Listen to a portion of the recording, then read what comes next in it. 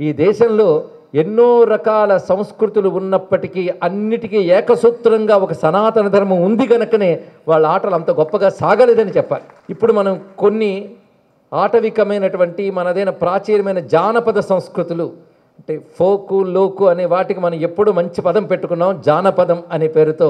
ఆ జానపద సంస్కృతులు ఏవైతే ఉన్నాయో అవి ఇప్పటికీ మనకి మచ్చుకైన మిగిలి ఉన్నాయి, మిగిలిన దేశాల్లో పూర్తిగా నశించిపోయి. అంటే అర్థం ఏంటంటే ఈ వివిధములైనటువంటి నాగరికతలు సంస్కృతులు వీటన్నిటికీ ఏకసూత్రమైన సనాతన ధర్మం ఒక్కటే అని చెప్పడం మన యొక్క ప్రధాన ఉద్దేశం. ఇది గ్రహించి ఇప్పుడు చేస్తున్న మరొక కుట్ర ఏమిటంటే మన దేశంలో ఉన్నటువంటి అనేక ఆటవిక గిరిజన ఇత్యాది జాతుల వారిని మన సంస్కృతికి మన సనాతన ధర్మానికి వీరు వేరు అని చెప్పాలని ప్రయత్నిస్తూ వారిని మతాలు మార్చాలని ఇత్యాది ప్రయత్నాలు చేస్తున్నారు.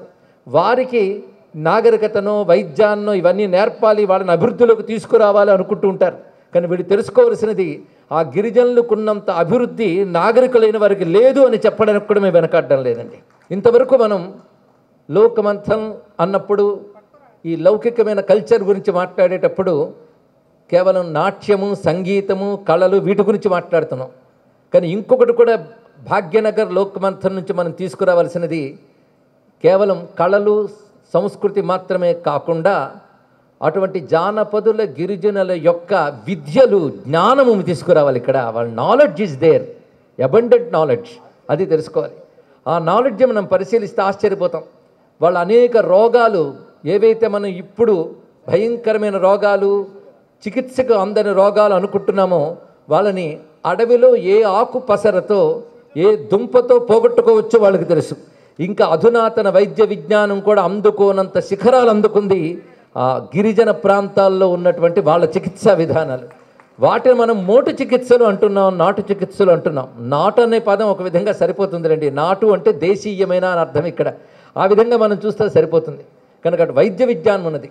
అదేవిధంగా వాళ్ళ దగ్గర ఉన్నటువంటి వాళ్ళ భాష మన అనాగరికం అనుకుంటాం, కానీ వాళ్ళ భాషలో ఉన్న అందాలు చాలా ఉన్నాయి. అదేవిధంగా వారికంటూ కొన్ని ఆచారాలు వ్యవహారాలు ఆహారాలు విహారాలు ఉన్నాయి. ఇక్కడ వారి ఆహారం వారి ఆచారం ఇవి మనం గ్రహించినట్లయితే శరీరానికి పుష్టినిచ్చి ధాతు పుష్టినిచ్చేటువంటి ఆహార విధానాలు వాళ్ళకు ఉన్నాయి. అవి అర్థం చేసుకోలేక అవి అనారోగ్యకరమైన భ్రాంతి పట్టి వాటిని తొలగించి ఈ జబ్బులు కలిగించే రకరకాల ఆహారాలు వాళ్ళకి అలవాటు చేస్తూ ఉన్నారు నాగరికులు. వాళ్ళకేదో నాగరికత నేర్పుతామని బయలుదేరుతున్నారు.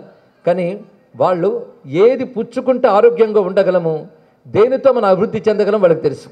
అదేవిధంగా వాళ్ళ దగ్గర ఉన్న జ్యోతిర్విజ్ఞానం, దీన్ని మర్చిపోకూడదు. అంతరిక్షంలో కలిపి నక్షత్ర గమనాన్ని ఆధారం చేసుకుని వాళ్ళ జీవన విధాలు ఏర్పాటు చేసుకుంటారు. కొన్ని గిరిజన జాతులైతే ఆకాశంలో ఫలానా సమయంలో ఫలానా చోట ఒక నక్షత్రపు గుంపు ఉంటుంది, దాన్ని బట్టి కొన్ని ముహూర్తం పెడతారండి. ఆ ముహూర్తాలు ఎలా ఉంటాయంటే ఒక రాట నాటాలి అంటే ఒక ముహూర్తం పెడతారు. అది పంచాంగాలు చూసి కాదు, ఆకాశంలో ఫలానా నక్షత్రాల గుంపులు ఇక్కడికి వచ్చినప్పుడు ఆ సమయంలో రాట నాటితే మంచిది అంటారు. ఎంత గొప్పగా పనిచేస్తుందంటే ముహూర్తం, ఆ సమయంలో రాటని రాతి మీద పెట్టినా నాటుకుంటుందండి, అంత శక్తి ఉంటుంది ఇక్కడ. అంటే కేవలం సంగీతము పాటలు నాట్యాలు మాత్రమే కాకుండా వాళ్ళ దగ్గర ఇటు వైద్య విజ్ఞానం అంతరిక్ష విజ్ఞానం కూడా ఉన్నది. అయితే ఇదంతా కూడా సనాతన ధర్మానికి సంబంధించి కాకుండా వారంతట వారు ప్రత్యేకంగా ఉన్నారు అనుకోవడానికి లేదు. సనాతన ధర్మ సూత్రం ఉంది దీని వెనకాల. అందుకే మా గురువులు సద్గురు శివానందమూర్తి గారు ఒక మాట అనేవారు, అశ్వమేధ యాగం మొదలుకొని అంకాలమ్మ జాతర వరకు భారతదేశం అంతా ఒకే సూత్రంతో ముడిపెట్టబడింది అన్నారు. ఇక్కడ వాళ్ళ వాంగ్మయాన్ని మనం పరిశీలించినా వాళ్ళకున్న విజ్ఞానాన్ని పరిశీలించినా వాటికి వైదిక మూలాలు గోచరిస్తాయి. అది వేద సంస్కృతి ఎలా భావించిందంటే ఈ సమాజాన్ని ఇవన్నీ కలిపి ఒకే భగవత్ స్వరూపంగా భావించింది. నమ పుంజిష్టేభ్యో నిషాదేభ్యశ్చ భో నమో నమః అంటూ ఉపవీతాయ కృష్ణవీతాయ ఇలాంటి శబ్దాలతో ఉపవీతుడై అంటే యజ్ఞోపవీతం ధరించిన బ్రాహ్మణుడు మొదలుకొని వ్యాపారం చేసే వాణిజ్యవేత్త మొదలుకొని పాలన చేసే క్షత్రపాలకుడు మొదలుకొని వేటగాడు వ్యవసాయదారుడు కుమ్మరి కమ్మరి అందరూ కలిపి ఒకే భగవత్ స్వరూపం అనే భావన వేదాల్లోనే మనకు కనిపిస్తుంది. నమ కులాలభ్య కర్మాలభ్యచ్చవో నమః అన్నప్పుడు అంటే వివిధ జీవన విధానాలే చెప్పారే కానీ ఇందులో ఒకటి ఎక్కువ ఒకటి తక్కువ లేదు. ఒక్కొక్కరు ఒక్కొక్క విధమైన విషయం ఇచ్చారు. అంతఃసూత్రం మాత్రం సనాతన ధర్మ సంస్కృతియే. అందుకే మన జానపదుల వాంగ్మయాన్ని పరిశీలించిన, జానపదుల కళా రీతులను మనం పరిశీలించిన, వారు పాడే పాట, ఆడే ఆట, పలికే మాట అన్నిట్లోనూ కూడా సనాతన ధర్మ పరంపరే గోచరిస్తుంది. ఒక మణిపురిలో మనం నృత్యాన్ని పరిశీలిస్తే రాసలీల వాళ్ళ నృత్యం మణిపురి జానపద శైలి అంత అందంగా మిగిలిన నృత్య శైలి చేయలేవు, అంత బాగా చేస్తారు వాళ్ళు. అక్కడ వాళ్ళు పెద్ద పెద్ద డప్పులు తీసుకుని దుముకుతూ ఆడే పాటలన్నింటిలో కూడా మన పురాణ గాథలే ఉంటాయి, మన వైదిక భావాలే కనబడుతుంటాయి, ఆలోచిస్తుంటాయి. ఉపాసనా వాంగ్మయం వైపు మనం పరిశీలిస్తే ఉపాసనలో కూడా పరమాత్మని, భగవంతుని ఒక ఆటవికునుగా ఉపాసించిన సంస్కృతి మనది. దానికి సంబంధించిన మంత్రాలు ఉన్నాయి మనకి. ఇవాళ ప్రారంభంలో ఒక శ్లోకం చదువుకున్నాం మనం. విహరతి పుళిందయోష గుంజాభూష ఫణీంద్ర కృతవేష అని. ఇందులో పుళిందయోష అంటే అర్థం ఒక ఆటవిక స్త్రీ. ఆ ఆటవిక స్త్రీ రూపంలో ఉన్న అమ్మవారికి నేను నమస్కారం చేస్తున్నాను అంటాడు మూక కవి అనే కవి. అంటే ఆటవికంగా కూడా అమ్మవారిని దర్శించామంటే ఆటవికులు తక్కువ కాదు, భగవంతుడితో సమానంగానే భావించారు. అందుకే భారతీయ సంస్కృతిలో ఒక నగరవాసులైన వారు మాత్రమే కాకుండా అడవుల్లో సంచరించే వారు కూడా ఒక ధర్మము, ఒక జ్ఞానము, ఒక పరంపర, ఒక విద్య, ఒక సంస్కృతి కలిగిన వారిని దీన్ని బట్టి తెలుస్తున్నది. అలాగే పరమేశ్వరుడి వేషం, ఇందాక వేదిక మీద బ్రోచర్ ఆవిష్కరించడానికి వచ్చిన వాళ్ళందరిలో నాకు శివుడే కనబడ్డాడు. ఎందుకంటే పరమేశ్వరుడి వేషం ఎలా ఉందంటే తలపై జాబిలి నెమ్మిపించయము వేదశ్వానముల్ ముందు అమ్ములును ముమ్మున వింటి బద్దయు కరాంభోజాత యుగ్మమ్మునన్ మలరా కూతురు బోయసాని. కొండల రాజు కూతురుటండి పార్వతి. మరి కొండల రాజు కూతురు అంటేనే ఆవిడే ఆ శబరి వేషం ధరించింది. దానికి తగ్గట్టుగా శబరుడు ఆది శబర వేషం ధరించి ఉన్నాడు. ఇక్కడ ఆది శబర వేషంలో ఉన్న పరమేశ్వరుని ధ్యానిస్తున్నానంటూ కొన్ని మంత్ర ధ్యాన శ్లోకాలు ఉన్నాయి, వాటికి సంబంధించిన మంత్రాలు ఉన్నాయి. అయితే కేవలం శైవం వైపే కాదు, వైష్ణవం వైపు చెంచులక్ష్మి ఎక్కడి నుంచి వచ్చింది? ఆ చెంచులు ఎవరు? మహాలక్ష్మి చెంచు లక్ష్మి అయితే నరసింహస్వామి ఆ చెంచులక్ష్మితో చెంచత నరహరి అనే పదాలు జానపదాల నుంచి మనకు పుట్టాయి ఇక్కడ. అదేవిధంగా జానపదుల భాషల్లో వెట్టి వలపు చల్లకు విష్ణుమూర్తి నాను వెట్టతీర మాటాడు విష్ణుమూర్తి. ఈ విష్ణుమూర్తి అనే పదము జానపదంలో ఉన్న పదాన్ని తీసుకుని అన్నమయ్య అదే ప్రభావంతో తన సంకీర్తన వాంగ్మయంలో చూపించాడు ఇక్కడ. అదేవిధంగా సందెకాడ పుట్టినట్టి ఛాయల పంట ఎంత చందమాయ చూడరమ్మ చందమామ పంట అంటూ చందమామకు సంబంధించిన పదాలు కూడా జానపదంలోంచే అన్నమయ్య తీసుకున్నాడు.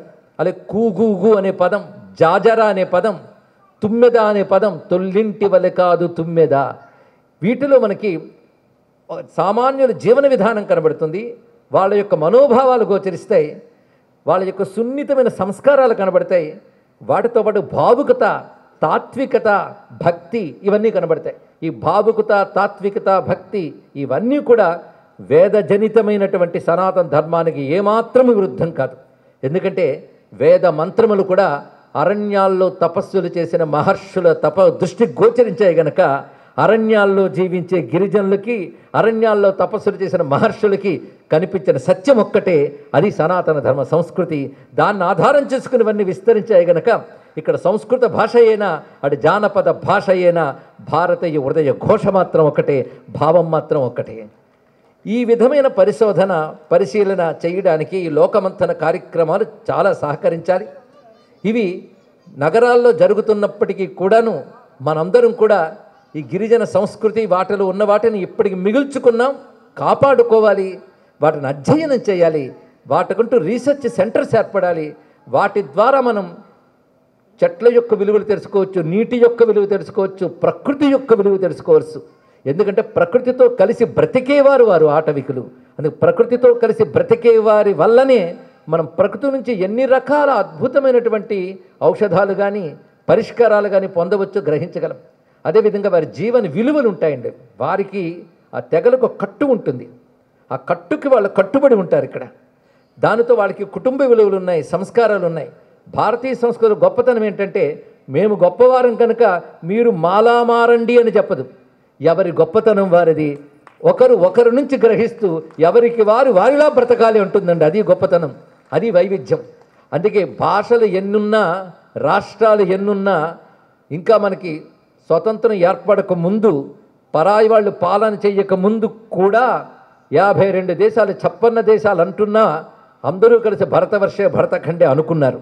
భాషలు ఎన్నో, ఒక్కొక్క రాష్ట్రంలో ఒక్కొక్క భాష, ఒక్కొక్క ఆహారం, ఒక్కొక్క ఆచారం, ఒక్కొక్క వ్యవహారం, ఒక్కొక్క విహారం ఉన్నప్పటికీ కూడా ఇన్ని బహువిధ వైవిధ్యాలున్న ఇన్ని రాష్ట్రాలు కలిసి ఒకే భారతదేశం, లేదా ఇన్ని రాజ్యాలు కలిసి ఒకే భారతదేశం అనేది భిన్న భిన్న పాలనలు ఉన్న కాలంలో కూడా ఉన్నది. అది మరువద్దు.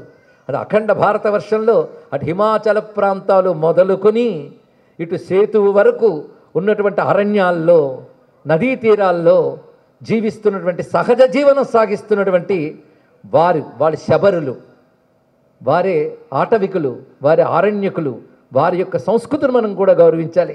అందుకే భారతంలో, భాగవతంలో ఇత్యాది గ్రంథాల్లో కూడా ఇవన్నీ కలిసి ఉన్నట్లే కనబడతాయి, కానీ ఒకటి ఎక్కువ ఒకటి తక్కువ అని కనబడవు. అందుకే వారి సంస్కృతుల్లో కూడా మనం ఆరాధించే కృష్ణుడు, మనం ఆరాధించే అమ్మవారే వివిధ పేర్లతో ఉంటారండి. అక్కడ కాటురేడు అని పేరున్నది. ఎక్కడంటే సుమారు మనకి చిత్తూరు పరిసర ప్రాంతాల్లో ఆటవిక జీవితాలు ఉన్నప్పుడు అక్కడ పల్లెల్లో కాట్రేడు అనేవారు. కాట్రేని జాతర అనే దాని గురించి ధూర్జట్ అద్భుతంగా వర్ణిస్తాడు.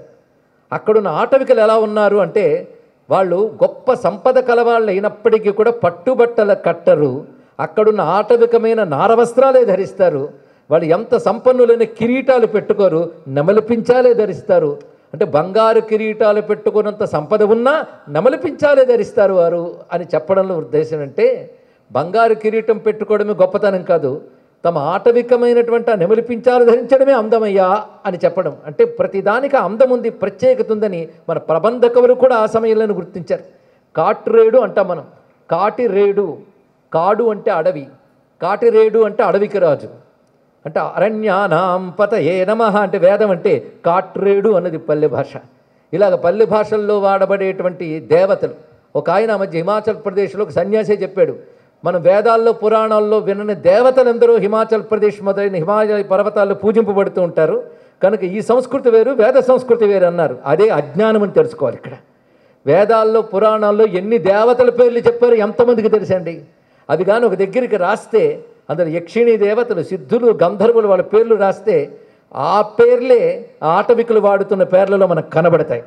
అందుకే మొత్తం కలిపి ఒకే సంస్కృతి అనే భావన తెలియాలంటే వాళ్ళ యొక్క ఆచార వ్యవహారాలు, ఆహార విహారాలు, వారి వైద్యము, వారి అంతరిక్ష విజ్ఞానము, వారి సంగీతము, వారి సాహిత్యము, వారి నాట్యము, వారి కళలు ఇన్ని అధ్యయనం చేయాలి. చేసి వాటిలో ఉన్న గొప్పతనాన్ని మనం తెలుసుకుంటూ, వాళ్ళకి మనం కొత్త నాగరికత ఏం చెప్పనక్కర్లేదు, వారిని ఆదరిస్తే చాలు, వారిని గౌరవిస్తే చాలు, వారిని ప్రోత్సహిస్తే చాలు. ఈ భావం మనకి సుమారు 10 ఏళ్లుగా భారతదేశంలో ఉద్భవిస్తోంది. స్వాతంత్రం వచ్చిన 75 ఏళ్ల తర్వాత 10 ఏళ్లుగా మనకి ఈ వాసన వస్తుంది. అందుకే ఇవాళ పద్మశ్రీ బిరుదుని పొందినటువంటి ఆయన తన వేషం ఏమాత్రం మార్చుకోకుండా వారు వాడి చిటి తంబురాన్ని పట్టుకుని అలాగే కూర్చున్నారంటే అది భారతీయ సంస్కృతి. ఎవరిది వారు కాపాడాలనుకోవాలి. అంతేగాని వారు ప్యాంటు షర్టు వేసుకుని పంచాలు అల్చి వేసుకొని రాలేదు.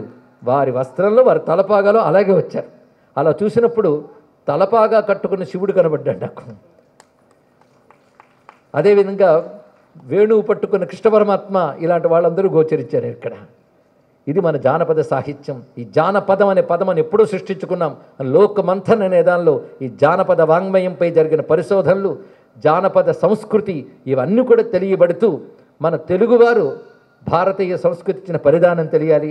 మధ్యప్రదేశ్ మొదలుకొని ఇక్కడ దాకా వచ్చాం. ఇక్కడి నుంచి మనం అందిస్తూ ఇది విస్తరిస్తూ భారతదేశంలో ఎవరు ఎన్ని భాషలతో ఉన్నా, ఎన్ని సంస్కృతులున్నా, వాళ్ళ ఆటవికులైనా, నాగరికులైనా, పల్లీయులైనా ఒకే సంస్కృతి వారసులు అని తెలుసుకుని ఈ ధర్మంతో, ఈ సంస్కృతితో వారిని ఎవరు వేరు చెయ్యలేరు అనే భావం దృఢపడి భారతీయుల ఐక్యత వర్ధిల్లాలి. ఇక్కడ కేవలం ఓట్ల దండుకోవడం కోసం కులగణన, ప్రాంత విభాగాలు చేయడం కాదు, ఒక్కొక్క దాన్ని పరిశోధించడం కోసం వాటి ప్రత్యేకత తెలుసుకుని భారత జాతి అంతా ఒకే జాతిని తెలుసుకునేటువంటి స్థితి వైపు వెళ్ళడానికే ఈ లోకమంథన కార్యక్రమాలు ఉద్యమించాలని, సఫలీకృతం కావాలని కోరుకుంటూ వేదికపై ఉన్న పెద్దలందరికీ నమస్కరిస్తూ స్వస్తి. ఈ వీడియో మీకు నచ్చినట్టయితే లైక్ చేయండి, 10 మందికి షేర్ చేయండి. అలాగే కామెంట్ల రూపంలో మీ అభిప్రాయాలను మాతో పంచుకోండి. Nationalist hub group of channels ను సబ్స్క్రైబ్ చేసుకుని తెలుగునాట జాతీయవాద జర్నలిజాన్ని ప్రోత్సహించండి. ఈ వీడియో కింద ఉన్న బెల్ ఐకాన్ పై క్లిక్ చేయడం మర్చిపోవద్దు.